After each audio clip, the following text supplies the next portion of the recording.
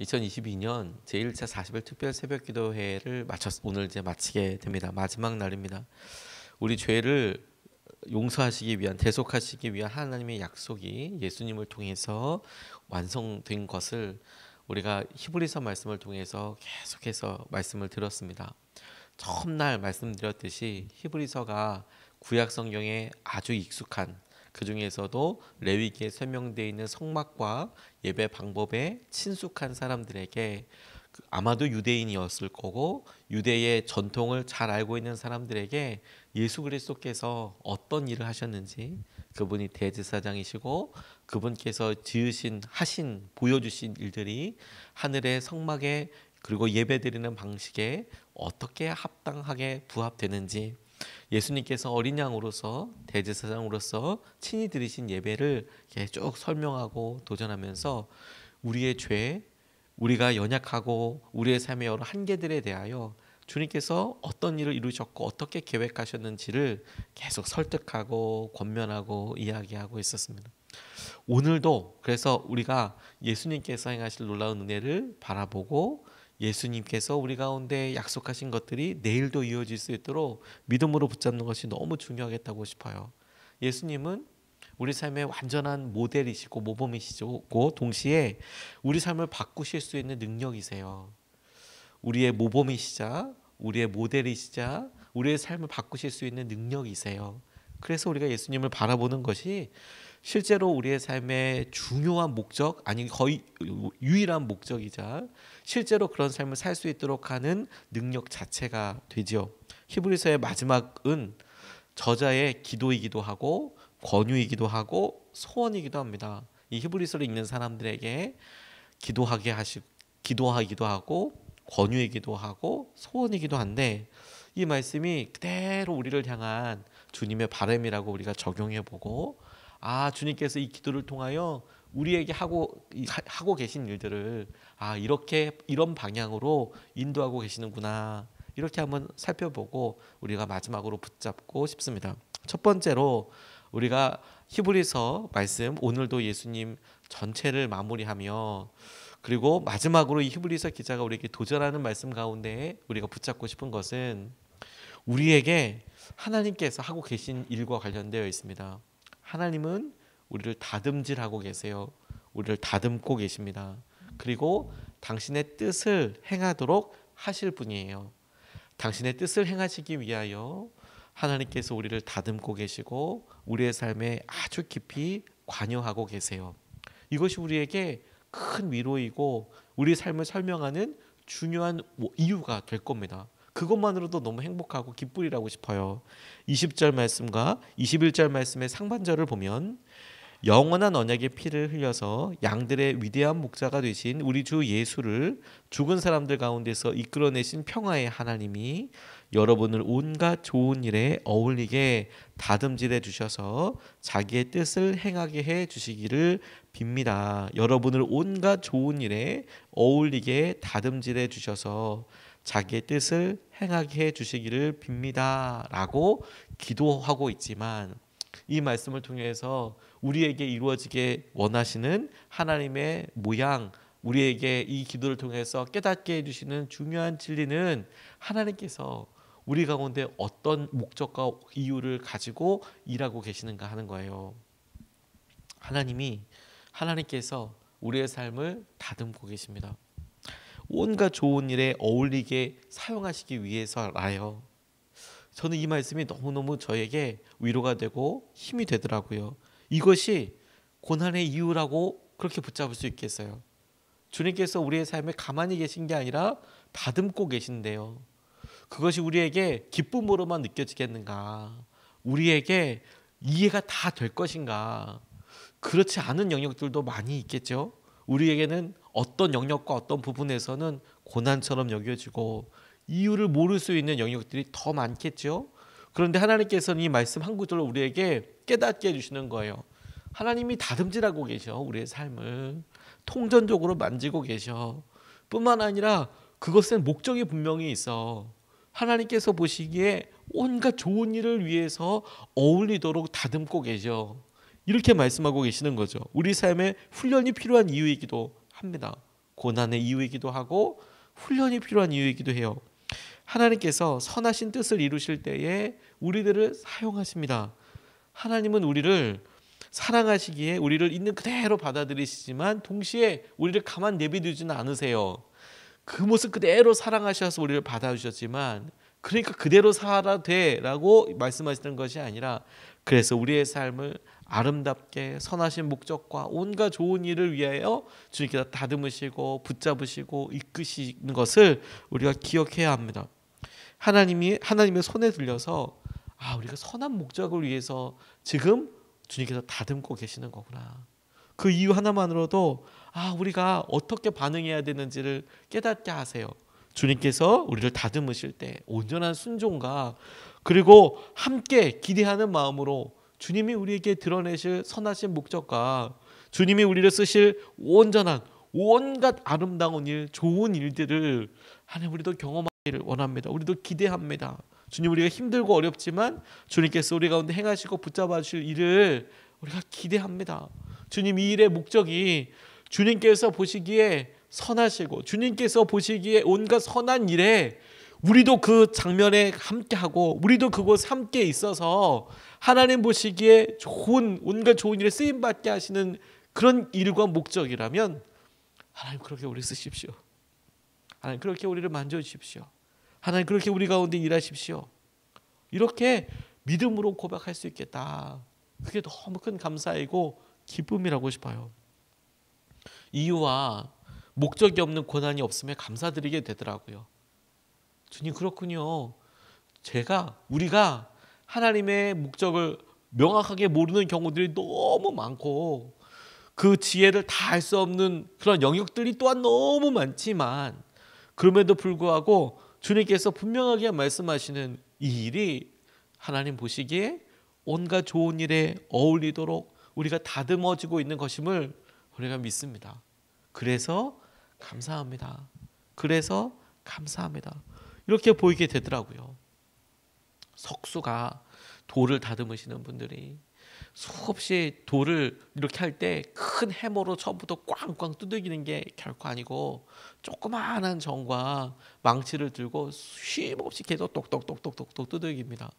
그러면 그 정이 큰 돌을 떼어내는 게 아니고요. 조금씩 심지어 처음에 몇 번 쳐도 잘 떨어지지도 않는다고 합니다. 그런데 그렇게 똑같은 장소를 5번 치고 10번 치고 50번 치고 100번 치고 그러면 그것이 조금씩 형태로 깎아질 뿐만 아니라 뚝뚝뚝 떨어져 나가는 거죠. 작은 힘으로 두드려서 그렇게 이야기하죠. 우리의 삶에 아주 그냥 단단하고 절대 부서지지 않을 것 같은 영역들을 주님께서는 여러 반복적인 일들과 때로는 우리가 보기에 불편한 여러 상황들과 관계들과 그런 것들 통해서 수용없이 똑똑똑똑똑 두들기셔서 당신께서 보시기에 이곳에 너무 아름답게 어울릴 거야 라는 모습과 형태로 바꿔가신다니까요. 그게 너무 감사하죠. 화담숲에 가면 마지막 코스에 분재들이 많이 있습니다. 아름다운 조그마한 나무들을 기가 막히게 예쁘게 이렇게 분재들을 해서 놔뒀더라고요. 잘 모르는 제가 보기에도 조그마한 나무인데도 큰 나무의 기상을 닮았다고나 할까요? 아주 멋들어진 나무, 수천 년을 자랐을 법한, 수백 년을 자랐을 법한 나무의 모습을 닮아서 이렇게 꺾여지고 아름답게 그렇게 되어 있더라고요. 그게 저절로 되는 게 아니고요. 그것을 잘 알고 그리고 그 나무를 잘 관찰한 사람이, 분재를 하는 사람들이 그것을 힘을 줘서 꺾어 놓기도 하고 잘라내기도 하고 기다리고 영양제를 주고 쉼없이 돌봐서 그렇게 만들어내는 것이죠. 그래서 그 자리에 처음에 있었던 것처럼 아름다운 모습으로 우리가 이렇게 볼 수 있게 되는 것이죠. 그게 주님께서 우리에게 우리의 삶에 때로는 어려움으로 알지 못하는 일로 주님께서 우리 가운데 행하시는 일에 주님께서 가지고 계신 의도를 우리에게 보여주겠다고 싶어요. 주님 보시기에 아름다우시며 태초에 하나님께서 천지를 창조하시고 좋았더라. 이 말씀하신 당신의 탄식과 탄성, 와 멋있다. 이것이 주님께서 오늘도 우리의 삶을 보시고 멋지다, 아름답다, 이런 주님의 놀라운 탄성과 주님의 감사로 이어지면 너무 좋겠다는 생각이 들었어요. 40일 동안 우리가 기도해 놓는 것을 이렇게 보면서 이 마지막 주에는 이제 끊임없이 질문하게 되는 것이 하나님 어떤 일을 우리 가운데 이루시고 하나님 무엇을 우리 삶에 하고 계시는가 하는 거예요. 40일 특세를 놓고 구체적으로 기도하고 하나님께서 하시는 은혜를 이렇게 보게 돼요. 올해 지나면서 우리 모두의 기도 제목이지도 않을 오랫동안 우리들의 기도 제목이기도 했고 또 우리 지금의 기도 제목이기도 한 올해를 들어오고 40일 특세를 시작하면서 문득 제 마음속에 하나님 내년에는 그러니까 이제 올해가 되겠죠. 특세를 시작할 작년에 하나님 내년에는 모든 것이 정상화되고 하나님 모두 뚝 끊어져 있던 여러 일들이 좀 이렇게 좀 뭐라도 좀 해볼 수 있게 되고 그럴 수 있었으면 좋겠습니다. 이제 2년입니다. 2년째니까 이제는 좀 뭔가 다시 돌려서 할 수 있었으면 좋겠습니다. 이런 고백을 조심스럽게 해보고 기도하면서도 그렇게 하고 그리고 뭔가 이렇게 움직여 보려고 으쌰으쌰 하는데 여전히 참 이게 만만치가 않습니다. 특별히 오미크론으로 인하여서 뭐 근래에는 이렇게 정말 체감하듯이 주위에 이렇게 코로나로 인해서 어려움 당하시는 분들이 있으신 거예요. 너무 놀랍기도 하고 안타깝기도 하죠. 그런데 주님께서 그런 이유에 대해서 하나님 바뀐 게 없어요. 작년에도 이랬고 재작년에는 코로나 온다 이러면서 이렇게 막 조심하고 생각했던 것들을 떠올리게 되면서 한 2년이나 된 이 일에 주님께서 우리가 했던 그 많은 기도와 그런 많은 간구를 어떻게 이루셨나, 기도에 대한 응답, 40일을 기도해서 어떤 응답이 있나, 이런 모습이 아니라 주님께서 우리가 이렇게 수백 번 기도했을 코로나에 대한 기도, 수백 번 기도했을 그와 관련된 여러 상황들, 그것들을 이렇게 보시면서 우리를 다듬고 계시는 거구나. 하나님 보시기에 아름답게 다듬고 계시는 거구나. 작은 터치에도 우리의 삶에 그것을 이루고 계시는 거구나. 그런 고백을 오히려 거꾸로 하게 해주시더라고요. 때로는 우리의 기도에 구체적인 열매가 있고 결과가 있어서 우리 모두가 놀랄 만큼 와, 주님이 이런 일을 우리에게 주셨네. 기도해서 주님께서 이렇게 인도해 주셨고 이렇게 고백하게 해주셨네. 그게 분명할 때도 있지만 때로는 기도하였고 아직까지 우리가 기도했던 것들의 중요한 결과들, 변화들이 우리에게 발견되지 않는 것처럼 보일 때라도 하나님께서 히브리서 말씀을 통하여 마무리 지으시면서 우리에게 붙잡게 해주시는 것은 하나님 보시기에 온갖 좋은 목적이 있다는, 하나님 보시기에 온갖 아름다운 모습으로 우리를 바꾸고 계시고 다듬질하고 계신다는 거예요. 그래서 감사했어요. 하나님 그 일이 우리가 주님께서 보시기에 기대하시는 자리, 주님이 우리가 있기를 원하시고 우리를 만나시는 자리, 기도하는 자리에서, 예배하는 자리에서, 주님을 사랑한다고 고백하는 자리에서 계속해서 그렇게 감사로 믿음으로 올려지게 되도록 아버지 인도하여 주십시오. 이렇게 기도해야겠습니다. 두 번째로 붙잡고 싶은 것은 하나님께서 기뻐하시는 것 자체를 위해서 기도하고 또 그것을 놓고 우리가 기다려야겠다는 생각이 들었어요. 하나님께서 기뻐하시도록 21절 말씀 나머지 하반절을 보면 이렇게 고백합니다. 또 하나님께서 예수 그리스도로 말미암아 우리 가운데 자기가 기뻐하시는 바를 이루시기를 빕니다. 예수 그리스도께 영광이 영원 무궁히 있기를 빕니다. 하나님께서 예수 그리스도로 말미암아 우리 가운데 자기가 기뻐하시는 바를 이루시기를 빕니다. 하나님께서 우리 가운데 자기가 기뻐하시는 바를 이루시기를 빕니다. 기도의 형태로 나와 있지만 이 히브리서 기자의 기도가 우리에게 그대로 들려져서 함께 우리가 기도하고 있을 때 대표 기도를 한다 생각해 보세요. 이 기도에 하나님께서 우리에게 응답해 주신다고 그렇게 적용해 보면 하나님께서 우리 가운데 하나님이 기뻐하시는 바를 이루시고 계시는 거구나. 이루시겠구나. 이것이 우리에게 중요한 도전이자 중요한 깨달음이 되게 되는 이유가 우리 가운데 하나님은 하나님의 기뻐하시는 바를 이루시기를 원하세요. 이 말이 이렇게 바꿔서도 이야기 표현될 수 있습니다. 연약하고 능력이 없는 우리로서는 아무것도 할 수 없지요. 그러나 우리에게 길과 진리와 생명 되신 예수님으로 모든 일이 가능한데, 그런데 여기서 한 걸음 더 나아가서 우리가 보기에 힘들고 어려움이라고 생각하는 여러 일들에 하나님께서는 기뻐하시는 모습이 있지 우리의 모습을 바라보시는 하나님의 시선이 있지 않습니까? 하나님께서 기뻐하시는 바, 그게 있는 거구나. 우리가 이 길을 주님이 인도하시는 대로 순종하여 따르기만 하는 거. 우리 주님은 한계를 넘게 하시고 우리가 알지 못하는 곳으로 인도하실 텐데 그것이 우리에게 너무 낯설고 힘들 수 있어요. 그래서 우리는 기쁘지 않을 수 있는데 하나님은 기쁘게 해드릴 수 있다는 사실이 너무 감사했어요. 우리의 믿음은, 우리의 평상시에 연약한 믿음은 우리가 기뻐야 하고 우리가 변화해야 하고 우리에게 무언가 있다고 생각을 하잖아요. 그래서 우리가 힘들고 불편하면 기도가 아직 안 이루어진 것이고 우리가 뭔가 이것이 해결되면 그러면 우리에게 하나님께서 구체적으로 역사해 주신 것이라고 굉장히 단편적으로 이해를 하는데, 근데 그게 아니라 하나님은 우리가 기쁠 때도, 하나님은 우리가 심지어 어렵고 힘들 때도 그 모습을 보고 기뻐하실 수 있겠다는 생각이 들었어요. 그래서 우리 삶을 가만히 보며 우리가 얼마나 기뻤지를 생각해 보니 얼마 안 될 수 있겠더라고요. 1년 중에 얼마 안 되고 10년 중에 얼마 안 되고 우리가 살았던 삶에서 얼마 안 돼 보일 수 있지만 대부분의 시간은 기다림의 시간이었고 심지어 고난과 고통의 시간이 길 수 있어도 우리 생각에 하나님께서도 우리가 기쁜 만큼 기쁘셨을까가 아니라 하나님은 우리 삶을 보시고 우리가 힘들고 어렵고 혹은 연단 가운데 기다리는 가운데 다듬질하는 가운데 우리가 수없이 드렸던 기도하는 그 자리에서 하나님은 기쁘셨겠구나. 그랬으면 너무 감사하겠네. 하나님께서 기뻐하시는 삶을 살게 되는 것이 우리에게 주님께서 주실 놀라운 열매이고 그리고 그것이 기쁨 자체이겠죠.